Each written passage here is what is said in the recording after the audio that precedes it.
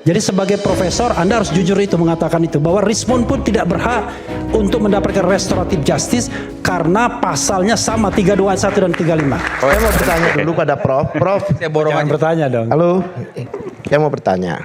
Seandainya ada orang merubah KTP elektroniknya Refli Harun. Mengubah KTP elektroniknya Bung Refli, oke. Di pasal ini hubungan 432. Iya, oke. Apakah saya punya legal standing untuk melapor? Silakan, langsung, Prof. Ya, selagi bukan delik aduan, siapapun bisa Bukan, pasal 32.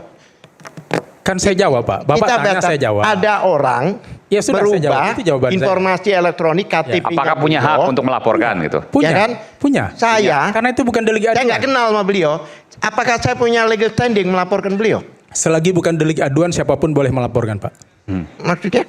Tadi katanya nggak boleh.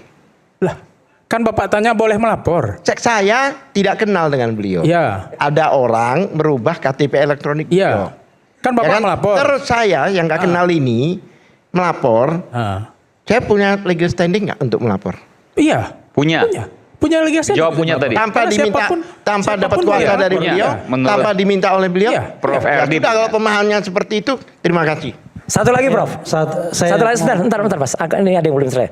Di pasal 5 ayat 1, Prof, saya bacakan. Ya, saya hafal karena saya penyusunnya. Ya, semua dokumen dan data elektronik itu menjadi alat bukti hukum yang sah di Indonesia. Nah, tadi Mas Gafur menyebutkan dari 712 itu hanya print out. Print out itu alat bukti hukum yang sah nggak dalam Undang-Undang ITE, Prof? Jawab, Prof. Jadi gini, kalau print out itu alat bukti yang sah atau tidak? Ya alat bukti. Kenapa? Karena itu adalah proses produk yang dikeluarkan melalui proses verbal. Salah, Prof. Itu fotokopi. Mas Roy tidak bisa menyalah-nyalakan. Bisa. Itu Saya fotokopi. dalam naskah Bisa gitu. akademiknya, Kita dalam naskah berdiskusi, akademiknya, Mas Roy. print out Nggak itu tidak saling bisa. menyalahkan. Mas Roy tidak sependapat dengan saya, silakan. Enggak apa-apa, makanya saya mengatakan Tidak tidak bisa begitu. nyalah-nyalakan orang, saya bisa juga menyalahkan Mas Roy. Oh silakan, tapi pendapat Salah Prof itu ini gitu, tidak sesuai dengan hakikat Undang-Undang Ya, ITE. silakan. Dalam Undang-Undang Selalu ITE, dianggap- supaya semua tahu, dianggap fotokopi. pendapatnya Prof ini salah. Print out dianggap Karena fotokopi. Print out dan fotokopi itu tidak bisa. Karena apa? Itu harus jadi akses. Makanya hakim dalam Print out peradilan itu kemarin melakukan Bentar, akses. hasil proses Bentar, Prof. verbal. Itu ada di mana? Di klausul apa? Undang-Undang ITE di pasal 5 ayat 1 di dalam naskah akademiknya. Jadi tidak bisa hanya menggunakan print out dan fotokopi, Mas. Itu harus bisa diakses lagi. Di sidang harus bisa diakses. Diakses maksudnya misalnya kalau asli. Iya, kalau asli misalnya itu harus bisa diakses. Makanya hakim kemarin Pak Iketut Darpawan itu mengakses Twitternya Dian Sandi X-nya. Oke. Dan beliau benar mengaksesnya dari komputernya PN Jakarta Selatan. Supaya itu bisa benar. Oh, berarti beliau itu tidak hanya terima fotokopi. Jadi kalau keterangan kayak gini membedakan alat bukti elektronik dan tidak saja nggak bisa, ya repot kualitas ahli kayak gini ini. Udah. Silakan Mas, silakan. Saya sampaikan pasalnya ya. silakan. Karena setiap orang kan berhak menilai orang lain. Saya Silakan. sampaikan Ya pasalnya. udah, punya tapi kalau penilaian. salah ya jangan. Betul, betul. lah. Ya, saya punya penilaian juga tentang Mas Roy. Ya kan, nggak tapi saya apa-apa, tidak perlu memalukan, menyebutkan, kan? memalukan pengemahaman Prof Ya, terhadap Mas Roy pun undang-undang ITE, memalukan malam ini, Sebentar, motong-motong orang terus. Iya, memalukan Prof. Ini Prof yang memalukan. kita kalau gitu. Saya beritahukan di Undang-Undang ITE, Undang-Undang Nomor 11 Tahun 2008, itu pasal 6 yang menyatakan bahwa bukti itu harus dapat diakses. Ya. Satu, Bukan Pak, tadi Enggak, pertanyaan artinya- Mas Roy tadi kan apakah hasil BAP di print itu bisa Ya, jadi alat sebenarnya bukti? begini. Itu Bukan kan- hasil BAP ini, dengar aja gak bisa. Gimana orang ini? Ya, mengartikan pertanyaannya Agak gak sopan lah bisa sedikit, jadi Mas ahli. Ya, Roy. repot ini, parah ini. Agak sopan Mas Roy. Parah, bukan gak sedikit. sopan. Saya berhak loh. Karena Pak Anda itu Silakan, digunakan silakan. sebagai ahli. Anda memojokkan saya. Saya harus Kapan saya mengkritik karena Anda memojokkan? gak Saya sesuai nggak dengan pernah undang-undang. memojokkan. Saya nggak pernah memojokkan. Parah itu malah. Waduh, parah silakan, pengetahuan kalau silakan. kayak gini nih. Parah ini. Ya, silakan. Ya. coba perhatikan. Satu, pasal 6 ini exactly ya, harus bisa diakses. Kedua, secara menyeluruh. Ketiga, dapat dipertanggungjawabkan. Itu bunyinya. Yes. Apakah flash disk bisa diakses? Apakah screenshot bisa diakses? Ini mereka bukti-buktinya flash disk, Bentar. screenshot. Flash disk bisa diakses, bisa dong masuk USB. Tidak bisa akses kan harus pakai jaringan internet. Maksudnya gimana? Udah, Lain, harus Mas. pakai jaringan internet. Arti Maksudnya gimana akses akses tuh tuh? Akses maksudnya seharusnya bisa dimasukkan ke dalam web akses misalnya. internet. Nah. Ini undang-undang IT. Oke, enggak, supaya paham semua. Bisa diakses tuh maksudnya seperti apa? Jadi Kalau begini. kemudian diupload, ya bisa diakses. Bukan begitu. Maksudnya dalam undang-undang IT itu yang maksud diakses itu menggunakan jaringan. Yes. jaringan internet. Oke. Seharusnya orang yang melapor itu pada waktu dia itu menemukan di laptopnya, ya laptopnya itu yang harus disita. Ya. Oh, nggak bisa bukti fisik bisa. maksudnya. Oke. Pak, maksud saya begini, bisa diakses maksudnya karena ini terkait dengan ITE, maka harus berupa dokumen elektronik. Bukan akses keluar masuk jalan, bukan. Iya. Ini akses Maka internet. harus berupa dokumen elektronik, bukan berupa dokumen fisik, apalagi fotokopi tadi. Oke. Iya, Tuh, oke. saya dong. Siap, paham. Oke. Saya. Sering sidang di situ poinnya. Iya. Dan dapat dipertanggungjawabkan Oke. maksudnya apa? Ada jawaban, silakan. Dapat dipertanggungjawabkan itu sudah di laboratorium. Kalau terkait dengan ITE, maka harus dokumen elektronik yang bisa diakses, nggak bisa print out kopi. Ya dia kan memberitahu Mas Iman. Jadi ya sudah saya dengar ya sudah nggak perlu Oke. saya jawab. Ya, saya Tapi beda bukan pemahaman. pertanyaan. Oke. Oke, saya ya. Silakan. Gini, saya ingin menghargai Prof. RD ya, dan karena itu saya mau menyampaikan hal-hal yang barangkali sedikit kontra argumen, bukan kontra argumen tapi pelengkap.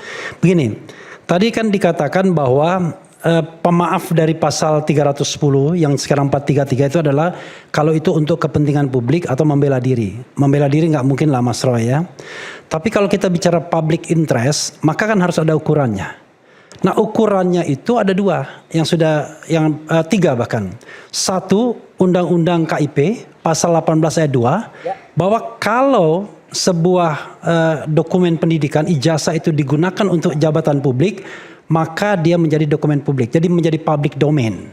Kalau dia public domain, maka everybody can access it, ya kan? Karena sudah jadi public domain. Yang kedua adalah putusan KIP. Komisi Informasi Pusat yang mengatakan bahwa informasi ijazah Pak Jokowi itu adalah informasi publik. Maka dia menjadi public domain juga. Kalau sudah dokumen publik, maka everybody can access, ya kan? Nah, yang ketiga adalah kita bicara tentang hal yang sifatnya sosiologis lah, ya. Kira-kira rakyat bersuara ini berjilid-jilid bicara tentang dokumen ijazah Pak Jokowi itu for the public interest atau for the private interest? Untuk kepentingannya MNC Group agar mendapatkan iklan banyak atau untuk kepentingannya publik? Kalau saya jawab ini, kalau untuk mendapatkan banyak bukan tiap minggu lagi, tiap hari gitu. Nah, ini itu kan saja kita sudah menunggu menjawab. kalau ada isu yang Iya. memang layak untuk dijadikan angle. Makanya itu saja sudah menjawab. Tiga hal itu menjawab bahwa ini for the public interest. Itu satu. Yang kedua adalah mengenai yang 32 dan 35, 32 ayat 1. Kan tadi dikatakan bahwa ini adalah bukan delik aduan, tapi delik umum. Oke, saya ambil pendapat itu. Dan itu cocok sesuai dengan apa yang dijawab oleh jaksa ketika menjawab eksepsi dari timnya Dr. Tifa. Oke? Karena pada waktu itu tim Dr. Tifa itu mengargumentasikan pasal 79 ayat 4 KUHP. Kalau ada pencabutan LP, laporan polisi, maka semuanya hapus, kan begitu? Kata jaksa itu hanya berlaku untuk delik aduan. Kalau delik umum, kami tidak kehilangan hak untuk menuntut, kan begitu? Maka saya ingin mengatakan respon gak berhak untuk restoratif justice karena dia ancaman hukumannya 5 tahun ke atas juga. Dia juga kena pasal 32 ayat 1 dan 35. Catat itu. Ya. Jadi sebagai profesor Anda harus jujur itu mengatakan itu bahwa respon pun tidak berhak untuk mendapatkan restoratif justice karena pasalnya sama 32 ayat 1 dan 35. Anda harus jujur. Kemudian saya sih ingin ya, soal kumulatif saya itu sudah tahu, bukan nggak tahu. Cuman cara menuliskannya itu akan harus ujungnya dan atau harusnya kan, sehingga orang tahu ini kumulatif atau alternatif. Kemudian saya sih ingin sebenarnya ditayangkan Pak Kasmujo kalau ada. Saya minta. Saya hanya ingin membuktikan betapa kebohongan itu nyata, tapi kemudian kita menutupkan mata.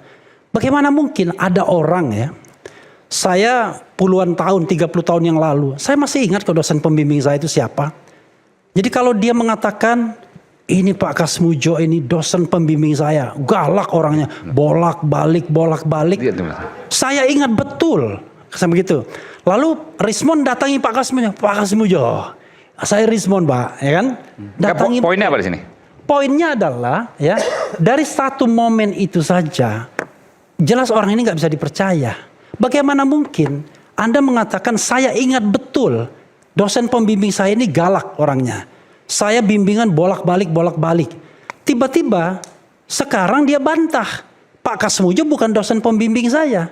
Dan Pak Kasmujo sendiri mengatakan saya juga bukan dosen pembimbing. Nah dari satu momen itu saja kelihatan betul betapa kebohongan itu nyata. Bayangkan, tapi kan masalahnya kan Anda kan punya kepentingan semua untuk menutupi itu. Kita ngomong apa adanya. Kalau ada ya, tolong di setel lagi tuh omongan Pak Kasmujo. Ada? Nah, oh bukan yang ini. Bukan. Sama yang OVA ya. Bukan yang Mas ini. Aiman. Ya, Ova nanti Ya coba saya silakan. sampaikan. Ova juga boleh. Bukan yang ini. Audionya ada juga. Ya. Dan Ini ada yang menarik di Ya. video ini. Itu.